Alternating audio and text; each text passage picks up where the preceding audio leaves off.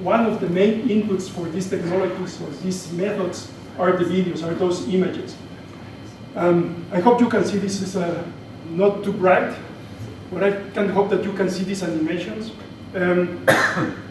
So starting from here, this is in the Emirates. There is an event probably once per year, and it's in a form of a flash flood. So you can imagine, I guess all of you are working on the field, like it's very difficult to monitor under those conditions. This one is in Spain, also with a 100-year event. If you can see here, that concrete structure at the end of the flood event is gone. Also, as you can see on those animations, the systems can also work under very different environmental conditions, day, night, and rain. And the main idea to use these images to calculate the discharge is very basic. So we use a velocity area method. So we need to, if we know the area where the water is flowing and we know the mean velocity, we just have to multiply and we get the discharge. So the principle is that simple. So what we can do with the images is to measure the speed of the surface of the water. Here I'm showing 2 consecutive frames of one video. Hopefully you can see the movement. I'm not sure if it is clear, the movement of the water. But what we do with the cameras is we record short sequences of images, and then we compare one image to the next one. If we know how the movement between those 2 frames, we can calculate that movement in frames, because it's just an image. And if we know the frame rate of that video, we can get the speed of the water. So one of the backbones of this method is how to calculate that surface velocity from videos. So there are 2 main approaches. One is PIV, particle image velocimetry. That is just the principle is shown here. And the main idea is that if there are some particles, structure, bubbles, something that are visible on the surface of the water, and we have 2 frames, and then we can correlate those particles or waves or structures on the surface of the water with one frame to the other via statistical methods, and we can get that velocity. We can get those velocity vectors. The other one is the STIV, the space-time image velocimetry, and that principle is a bit different. So the idea is to we extract small areas of the images from one frame, and then on the same area, in the next frame, I also extract it. If I put this one and the next frame from the same one, I stack it below, and the next one, the next frame, and the next frame. And if there are patterns moving, they will draw a line. And the slope of that line is the velocity. So those are the 2 main methods to estimate the surface velocity.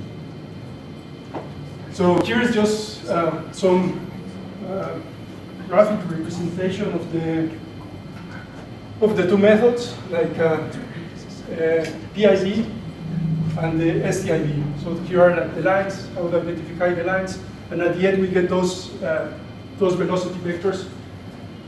What is important also to notice here is that the velocity is measured in the whole river width, or all the places where the camera is looking at. They are not point measurements. They are like well distributed. So in those 5 seconds, we can get hundreds of points taken at the same time.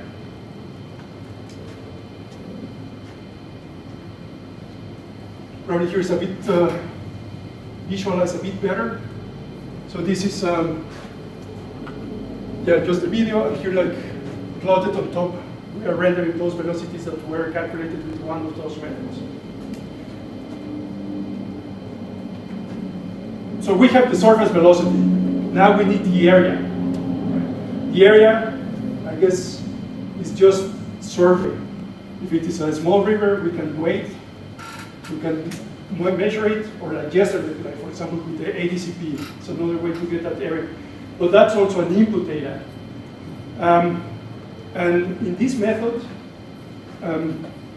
so it's also, in the other hand, it's also a source of uncertainty. How accurate is that cross-section will impact the accuracy of the final discharge. And in many rivers, that cross-section is dynamic. If after flood events, there is a limitation, the cross-section starts changing. So we have to take care that we always have the updated cross-section. But the other part of the area is how high the water is. So we need the water level. The water level, we can read it from the staff gauge, if there is one, if there is a pressure sensor or any other sensor, we can feed that into our methods to get the water level.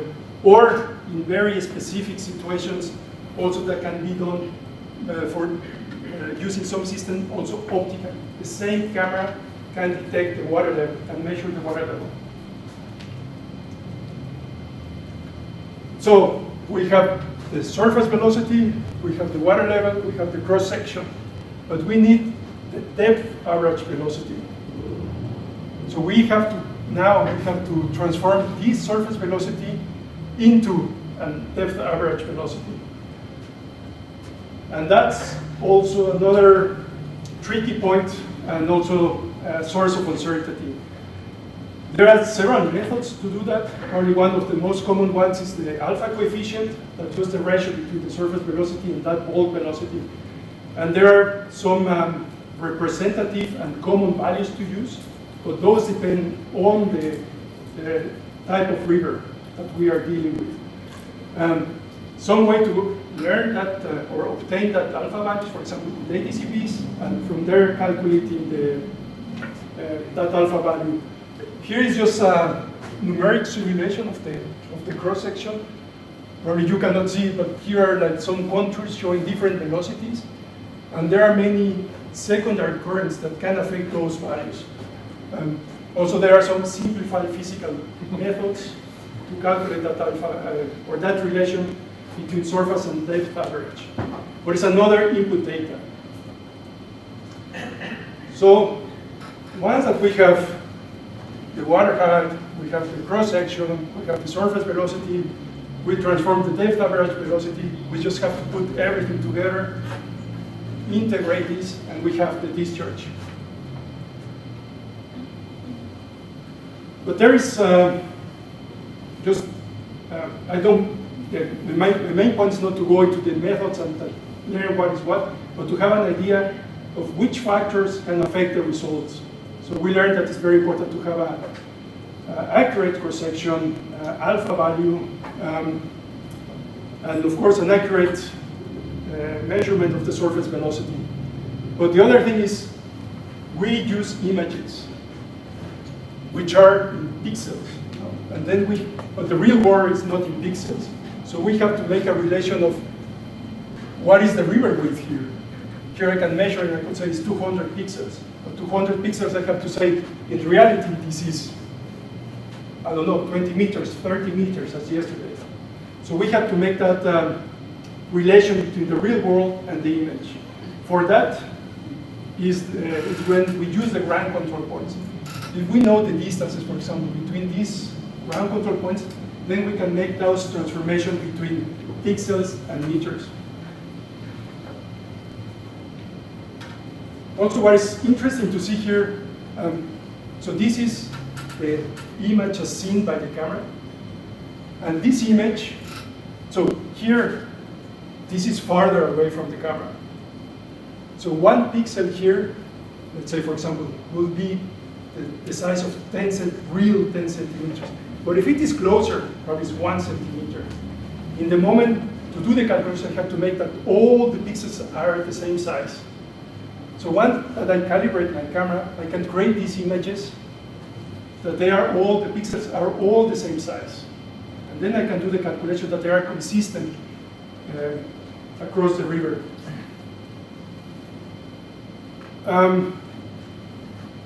just I want to stress also something very nice of these methods that I already mentioned is that we measure the whole river width.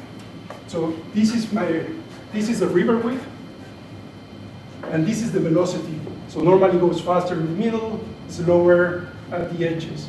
But I have a full distribution of that velocity. And also I know the error of my velocity. I know how that error is impacting my discharge. And this velocity, you can see this animation is showing that this is a low water level, higher water level, is going, every time it's going higher the water. So the velocity is getting faster. And because I have so much information about that surface velocity, I also can learn things about changes in the cross-section. There is a lot of information on that surface velocity. So that's a bit kind of in a fast introduction to the methods. And again, the main point, I think to me the main takeaway should be like there are some input parameters that they are important to keep in mind. Because all that is solved. There are integrated systems. You are going to test some software in the afternoon, and you don't have to take care of all that I just said.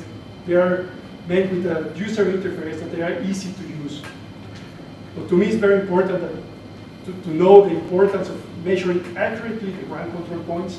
If I have 1 meter of error in my ground control point, that will tell me like, oh, the velocity is going to be wrong, because it's going to think it's not 1 meter, but this distance is 2 meters. So it's going to think that it's flowing faster.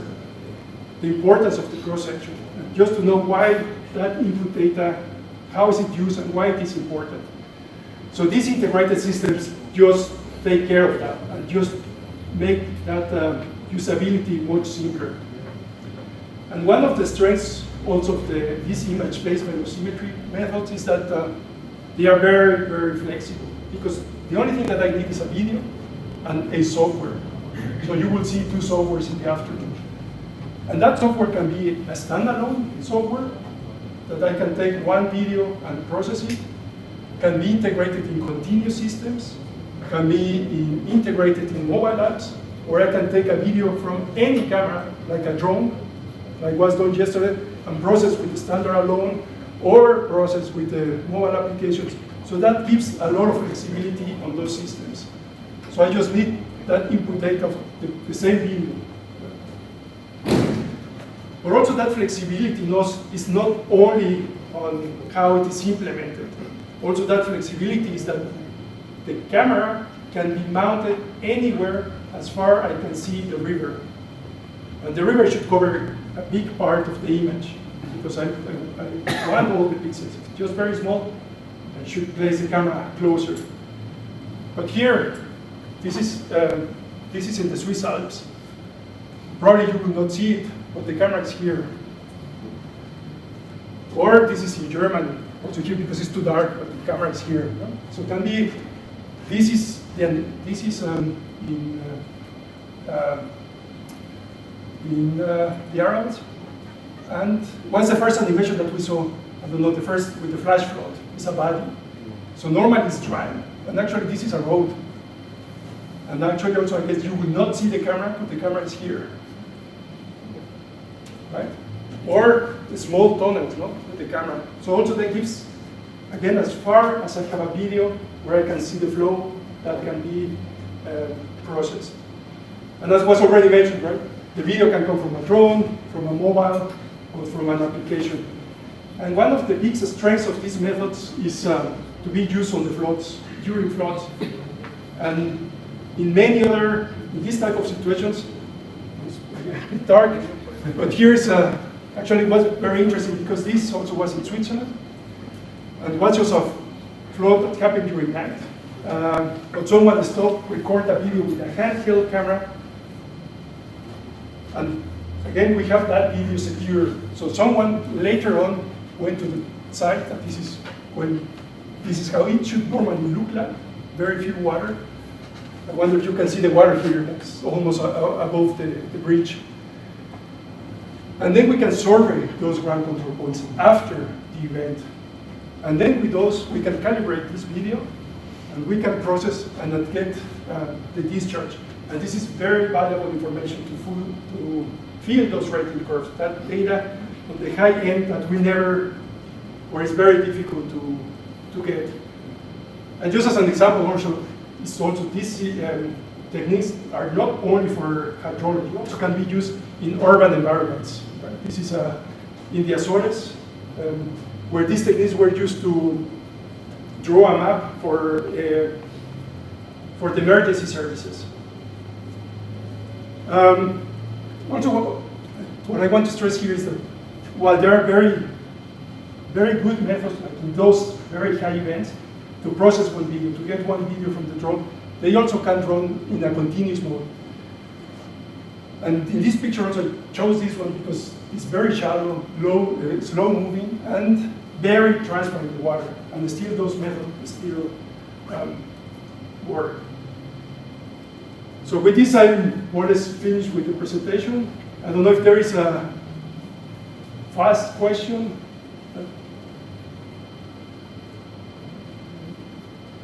If not, I'd like to just thank you for your attention.